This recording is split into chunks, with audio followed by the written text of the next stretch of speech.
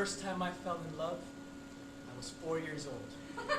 I was parked in front of my mom's 1978 Zenith Jumbotron, watching what my mom had recently installed into our home. Cable. Knowledge was now at my fingertips. Nickelodeon, Sesame Street, the Weather Channel. Just flipping along, and then it happened.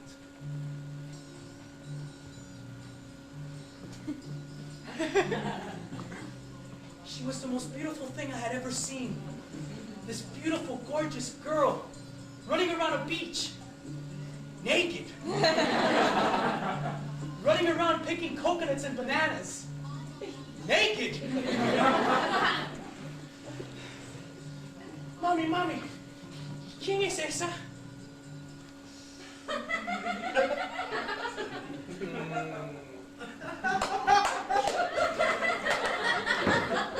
Esa es Brooke Shields. ¿Te gusta? Mira cómo eres como tu padre, coño.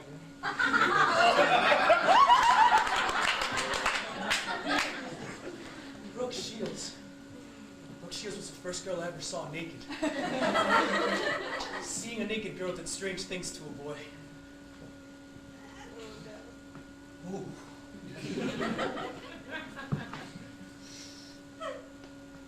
Mira cómo eres como tu padre, coño. Hijo de puta. A few days later, I was out saving the universe, and it was bound to be the end of life as we know it. When suddenly, everything started to shake. There was this loud noise. Oh my God. I looked down the end of the block, and this huge, giant yellow beast turns the corner of my block and heads down my street. Oh my God, it bellowed from its rear. It came closer and closer. Oh my God. There were children hanging from the sides of that thing. Back! Arms and hands and some legs. It passed my house. Back! And then it stopped in front of my neighbor's house. Oh my God, the children! The children! What about the children? And then a stop sign popped out from the side of it.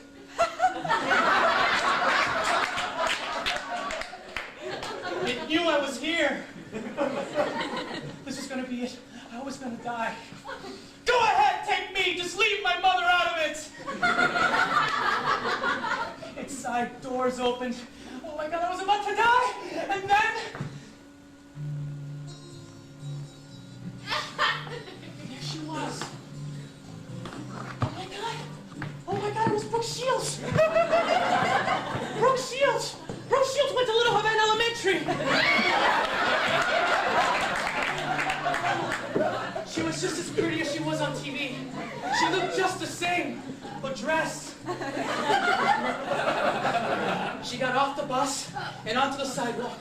Oh my God, I want to say something, anything, but I was so scared and so little I didn't know what to say. She got on her lawn. Oh, don't go in, don't go in, don't go in. She was coming close to her porch, and finally, I opened up my mouth and I said the only thing that a 4-year-old Cuban kid could say who was raised on Que Pasa, USA. Oh yeah! Oh shit.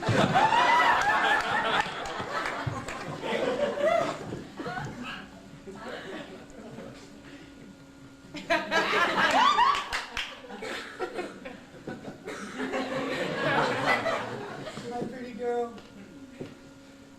She smiled and she waved at me.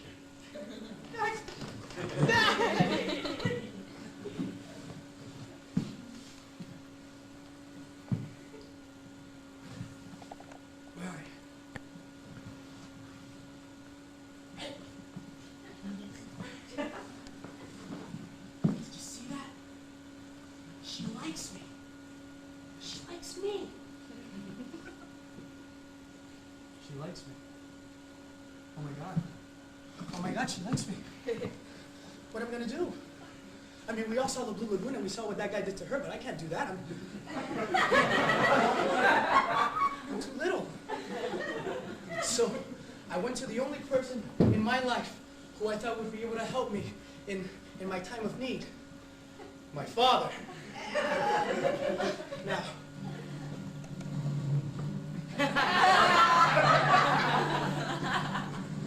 my dad has always always been a very busy man, a complex man. He had no time for the simple things in life, like my birthdays, graduations, Christmas, any of my plays. But I thought that when it came down to women, he and I would eventually have that father-to-son conversation that every classic father has with his son. Mr. Drummond, Mr. Brady, that cool guy from Silver Spoons. So I went to his restaurant, and he greeted me with the same fatherly hello he always does. ¿Qué? Mira, dile a tu madre que le mande dinero la semana que viene. Yo no tengo tiempo. ¿Qué es lo que tú quieres? Coño, ¿qué? ¿Qué es lo que tú quieres? ¿Dinero? ¿Qué quieres? ¿Un carro? ¿Qué es lo que tú quieres? Coño, ¿qué? I met a girl.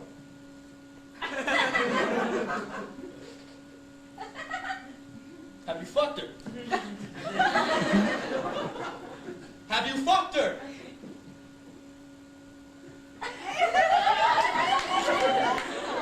No. Get a job. When I was 4 years old, I had a job. That's why you're not getting laid. You don't have a job.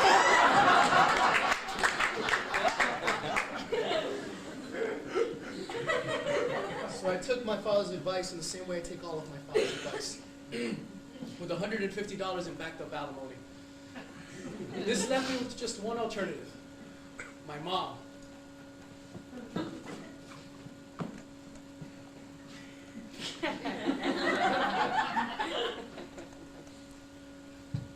Mommy.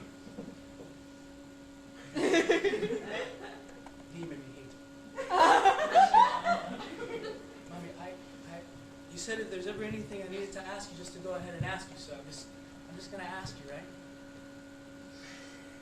Dime corazón. I met a girl. Now my mother, though a registered Republican, is very liberal. When I was 4 years old, she told me everything I ever needed to hear. And she also showed me something I really didn't need to see.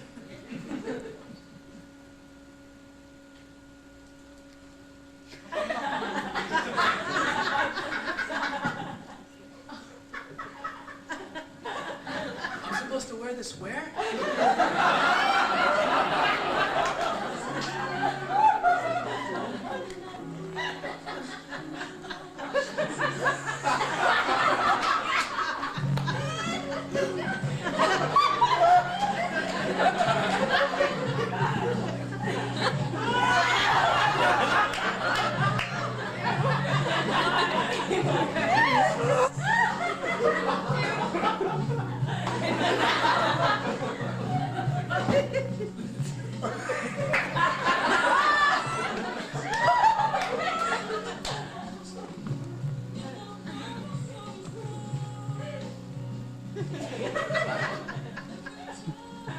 So this is how I became the only kid in kindergarten with a condom in my wallet.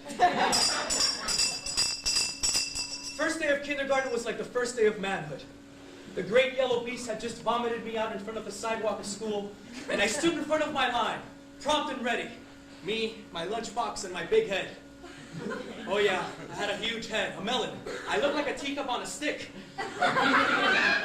But still, regardless of my genetic mutation, I was determined. I was a man on a mission. Brooke Shields was around here somewhere, and I was gonna find her. Brooke? Brooke! Finally, we reached this huge glass door, but it was textured glass. Some light came through, but you really couldn't see what was going on inside. But there was some movement. Maybe it was Brooke Shields. Oh, this door separated me from... I don't know what, but Brooke Shields was it. So the teacher came, and she opened up the door, and suddenly, I was surrounded by an army of loud, screaming children. Oh my God! They were screaming and shouting and running around, and they all smelled. They all had this weird grammar school smell. I've never hung around other kids before, but all these kids smelled like farts and Play-Doh. It's weird. Oh my God. There were some kids in the corner like a cult. If you're happy and you know... God! I had to get the hell out of here, so I reached for the door.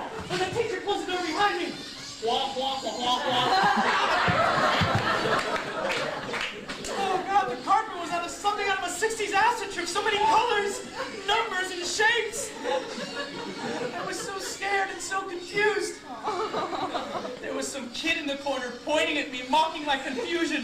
He. I couldn't take it anymore. I had to do something. Oye!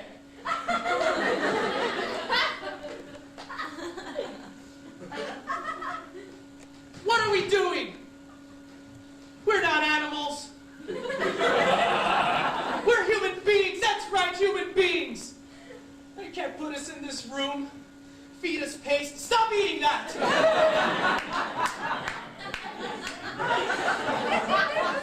We have been kidnapped from our homes, swallowed by the yellow beast, and thrown into this dungeon.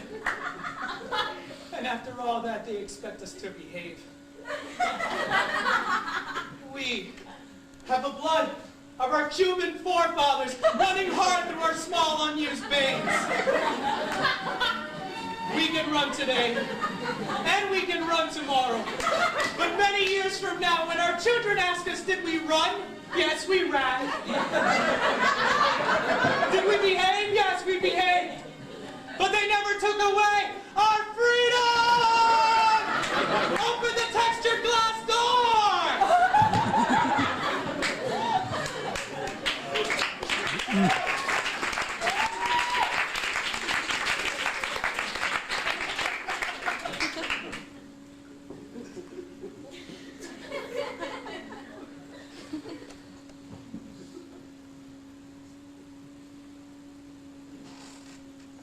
It was a dark day that day.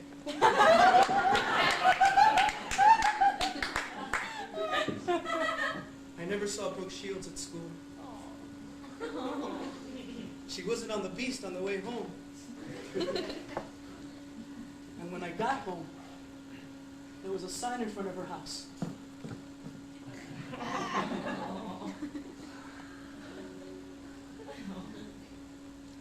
So kindergarten came and went.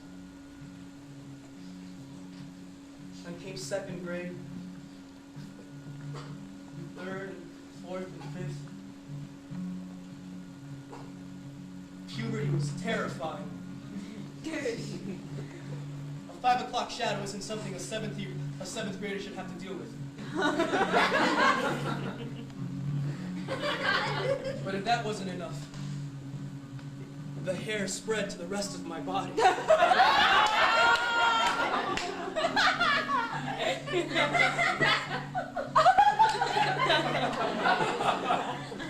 The only thing that kept me going was the thought of high school. In high school, all this hair would make sense. Other kids would be hairy like me. High school, the final frontier. But high school wasn't what I thought it was going to be. When I got there, just when I thought God had given me all of my troubles, He decided to give me something else. Braces.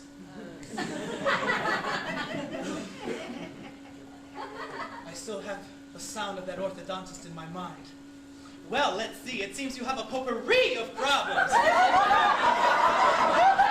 We'll just put some number 22 wiring on each of your molars, strap it in with some number 12 wiring, and that gap on 15 should be taken care of in 3 to 4 years.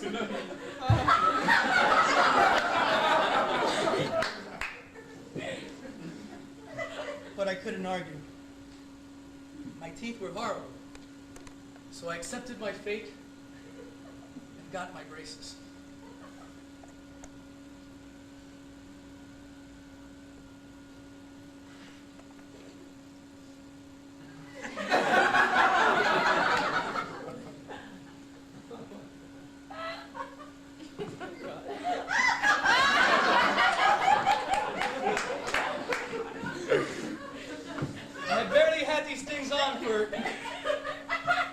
Stop laughing.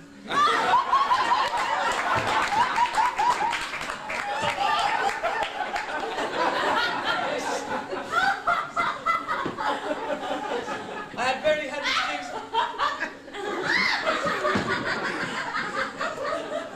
I had barely had these things on for 2 days, and I was leaving PE, and I was on my way to the cafeteria to try to eat some soup.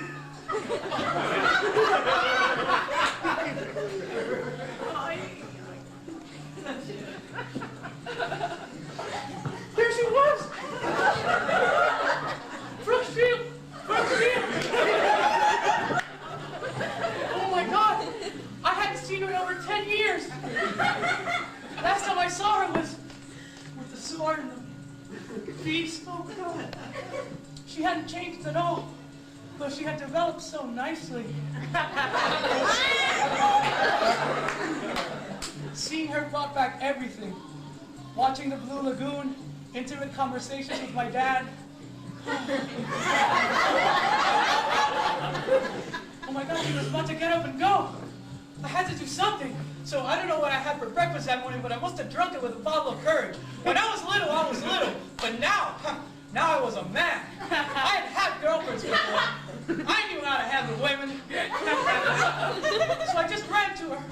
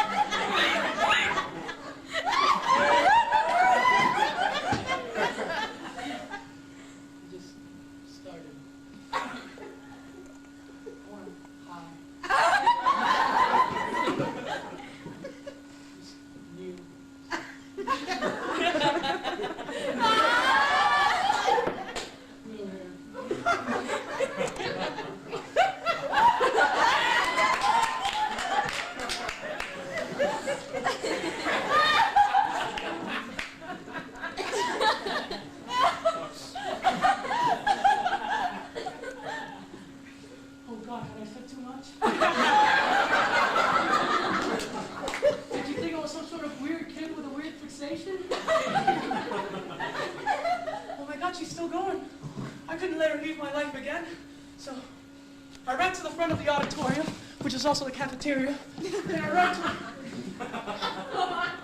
quisiera ser un pez para mojar mi nariz en tu pecera y hacer burbujas de amor.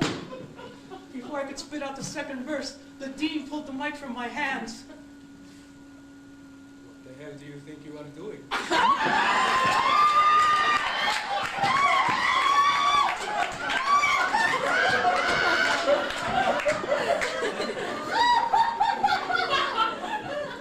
Music theater.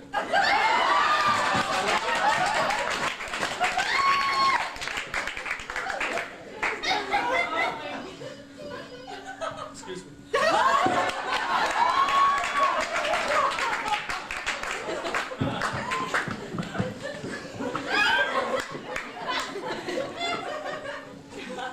By the time I came out of the dean's office, Brooke Shields was gone. Aww. It ends up she wasn't there as a student. She was just picking up her transcripts. I guess I could have asked for her name, but I just like the name Brooke Shields.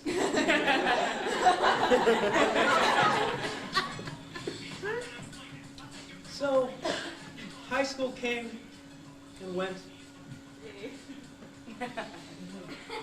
And I kept myself entertained with parties. Ranch parties. But soon ranch parties became nights at the beach. High school became college. And at first the college scene was typical. Nights of getting drunk and plastered, leaving a club at 2 or 3 in the morning.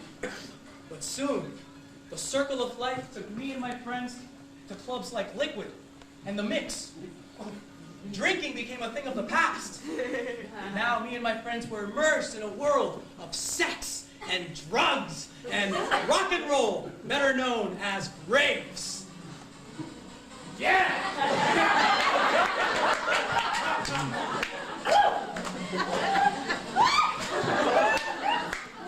They can just blow you up right here. They just blow you up.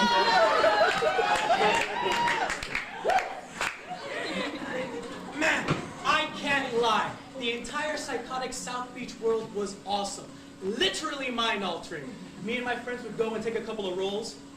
That's ecstasy for those of you parents who think that your kids are up until 5 in the morning just hanging out. And we take our rolls and lose ourselves in waves of music and light. Oh, a a magical, mystical experience, our own private 60s, the best of times and the worst of times. Because after an entire night of rolling, you all wake up at a puddle of your own sweat.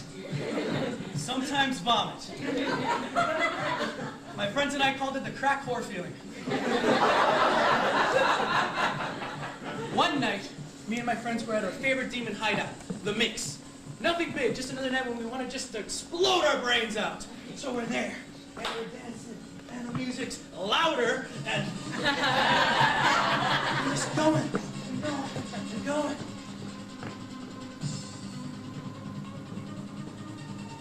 And I looked in the VIP room, and sometimes these things make you hallucinate. But Lenny, do you see that? Do you see a girl in there? But Lenny had already started rolling and was in the middle of a non-coherent logic talk about life. Bro.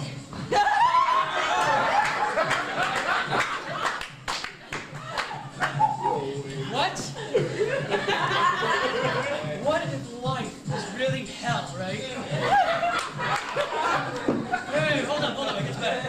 And God, no, ecstasy. What did I say? Ecstasy is really God trying to show us heaven. You know what I mean? You know what I mean? Louis, do you see that girl over there? Woo! Yeah!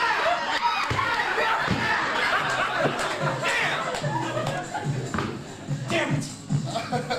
Another useless one. But still, it looked like Brooke Shields.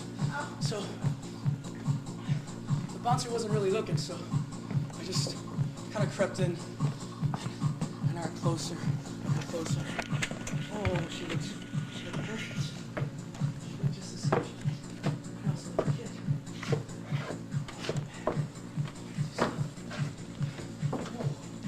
She was just passed out. Her eyes were closed. She was just there. She was breathing, thank God. So I just crept up next to her. She was right there, but her eyes were closed. So I reached on over and I touched her face, maybe hoping she would wake up, but she didn't. But I touched her face. I touched more of her face. Her head. And her nose. It was perfect. I wanted to wake her and talk to her, but I was so scared. Just like when I was a little kid, I was scared. The moment seemed right, but right for what? I had so much to say, these words, these thoughts, these things, but my heart just weighed so much. Then, her eyes opened. Oh shit, her eyes opened. And she smiled! She smiled at me! Oh shit.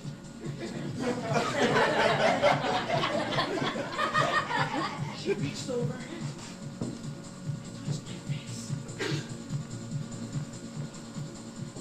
And in 1 second, I forgot about everything. About all my fear. About everything. And her hand went back. And I just flipped out. I mean, she touched me, so I didn't know how to handle it. So I just go back and I turned around. The guys were in an ocean of glow sticks and bass, and I was just, whoa! Fuck, that looks cool. So I just fucking going back. Oh, this thing's starting to hit me. Oh. You guys want to give me a massage or something? No.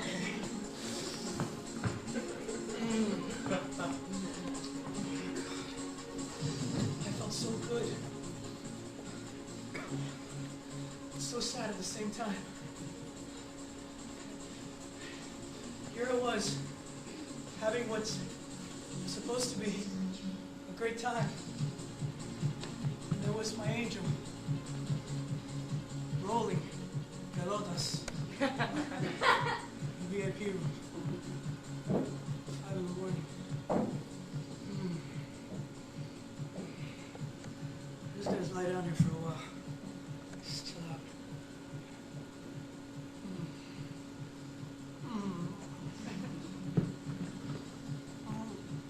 Anybody got another roll?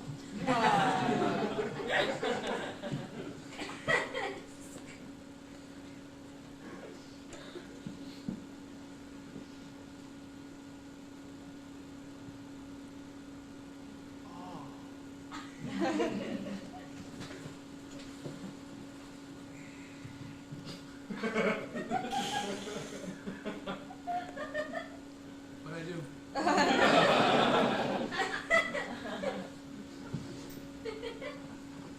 Like I said, the worst thing about the whole South Beach scene is that crack whore feeling you get the night after. So this brings us to last year. And it's not that one day I just stopped thinking about her. After that night, I thought about her every day for a long time. And then every day became every other day, and once a week. And I don't know, one day I just stopped. And then last year I got a phone call. It was her mom. She told me that she had died.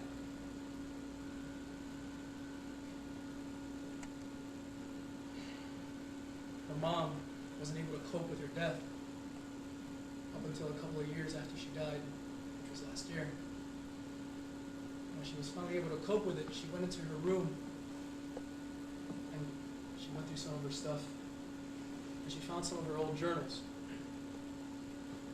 And that's where she found my name.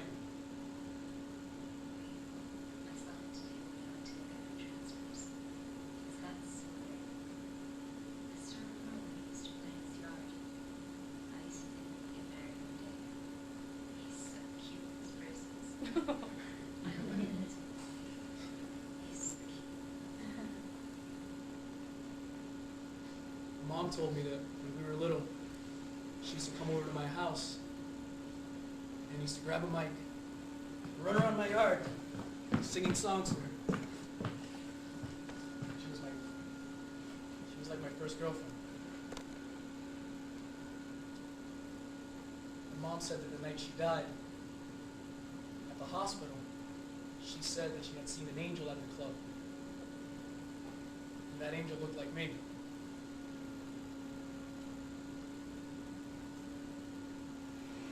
I would have known she needed anything that night. Anything at all. If she had ever needed anything.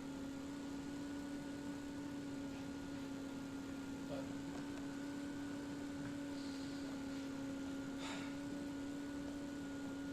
I guess I'll just have to run into her one day. Up there. Find out what the hell my whole life was about with her. Because to this day I still don't know.